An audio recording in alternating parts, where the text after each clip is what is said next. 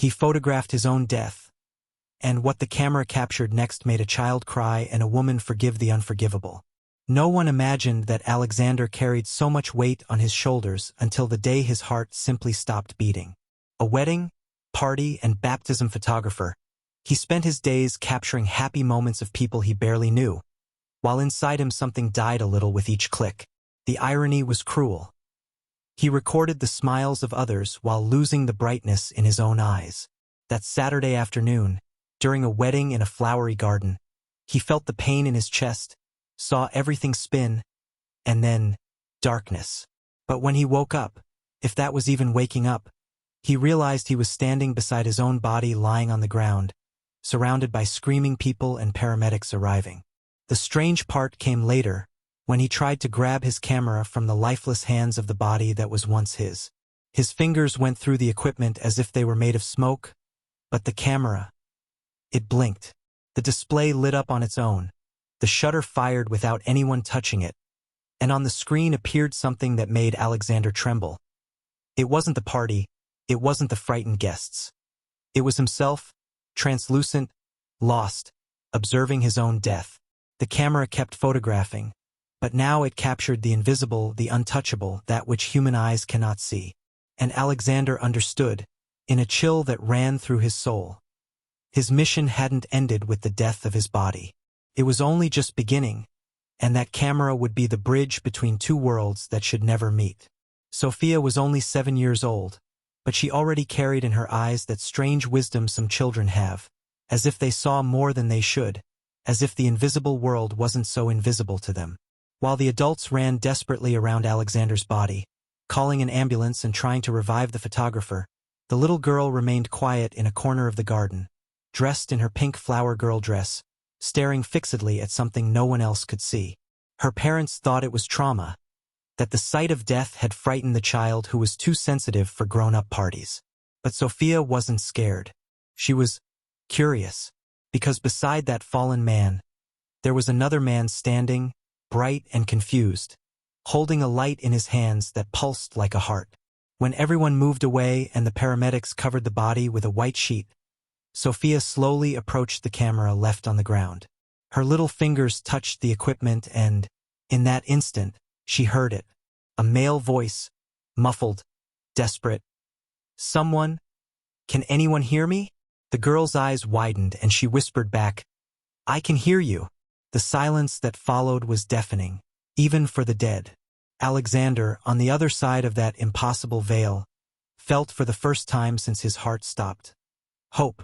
There was someone who could see him, hear him, and perhaps save him from being trapped forever in that space between life after death and complete oblivion.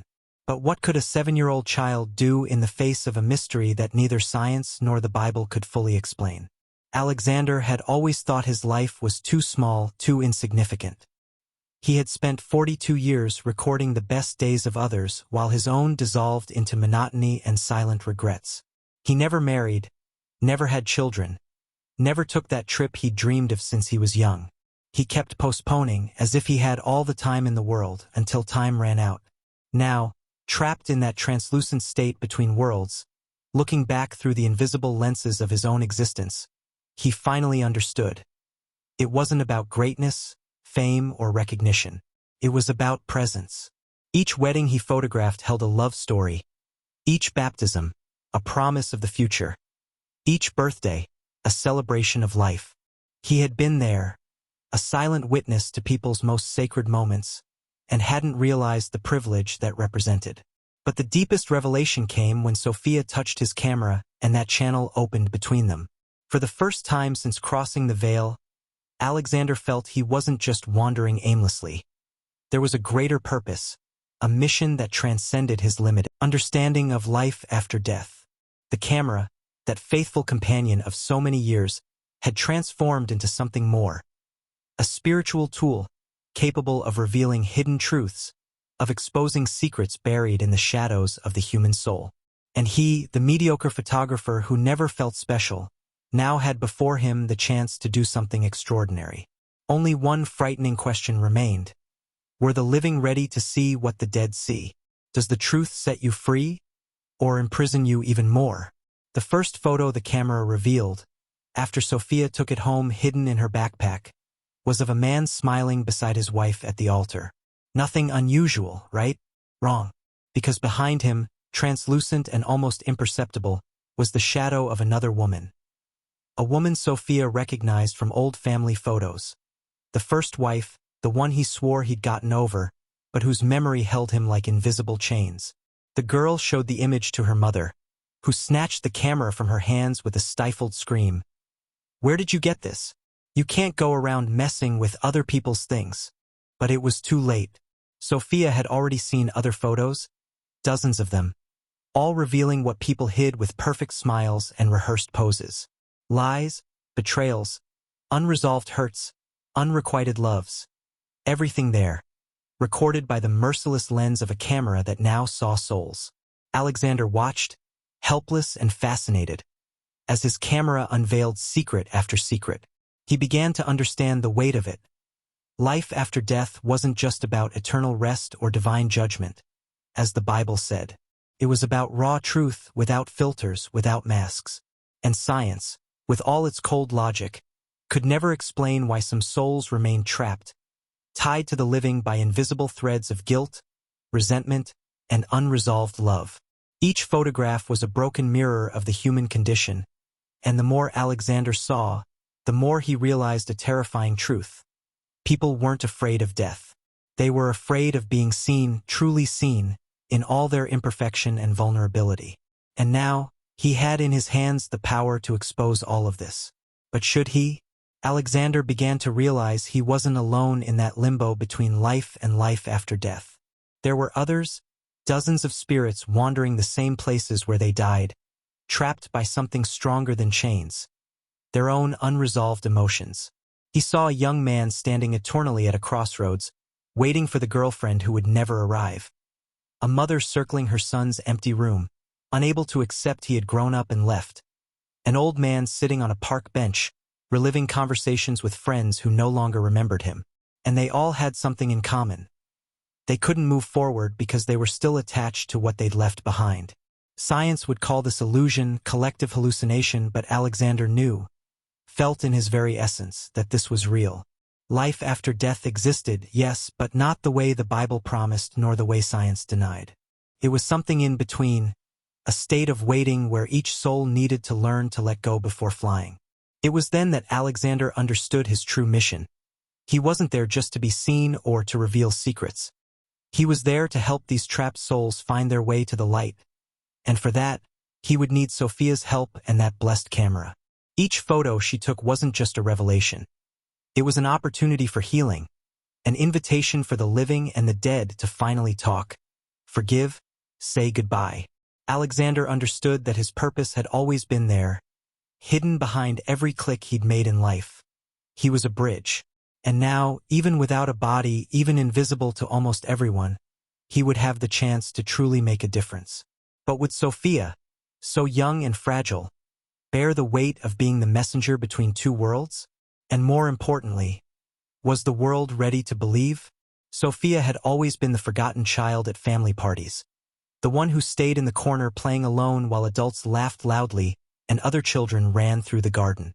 Her parents loved her, of course, but they were always too busy, working, solving problems, living that constant rush that makes days blur together. At school, she also went unnoticed. She wasn't the smartest, the prettiest, or the most popular. She was just Sophia, the quiet girl in the third row who drew angels in her notebooks and spoke too softly to be heard. The world treated her as invisible, and perhaps that was exactly why she could see the invisible. Because when no one truly looks at you, you learn to look beyond appearances, to see what hides behind forced smiles and empty words. When Alexander realized this, that Sophia was special precisely because she was ignored, something inside him broke and rebuilt itself at the same time. She had no power, money, or influence. She had no voice that would make adults stop to listen. But she had something far more valuable. Pure empathy, that rare ability to feel others' pain as if it were her own. And that's why the camera chose her hands. That's why, among all the people at that wedding, only she could see Alexander on the other side. Life after death, he now understood, didn't follow the rules of the Bible or science. It followed the rules of the heart. And Sophia's heart was an open portal to dimensions that most people had locked away long ago. But how long can a child carry secrets that not even adults could bear? And what happens when the truth becomes too heavy for such small hands? As Alexander helped other spirits find peace, he began to wonder why he himself was still trapped.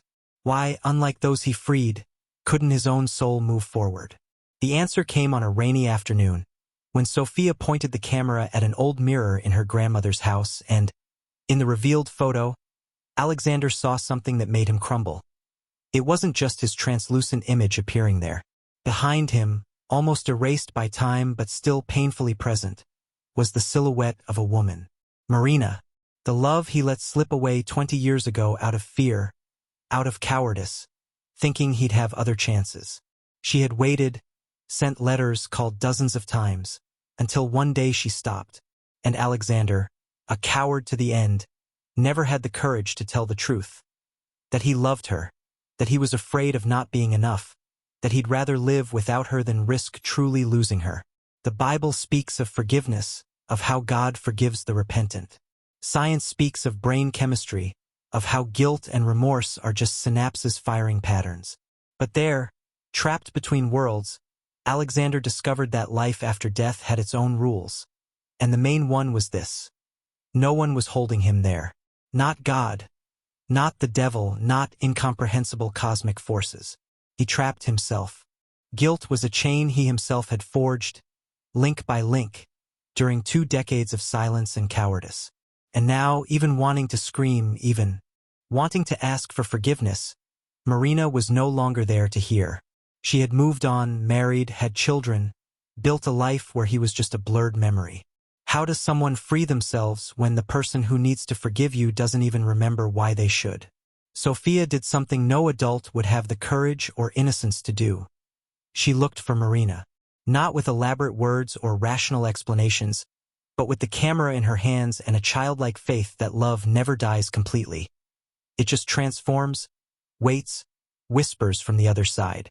When she knocked on that unfamiliar door, heart racing, and a gray-haired woman answered with a confused look, Sophia simply said, "He asked me to show you this," and she held out the photograph. Marina looked at that impossible image.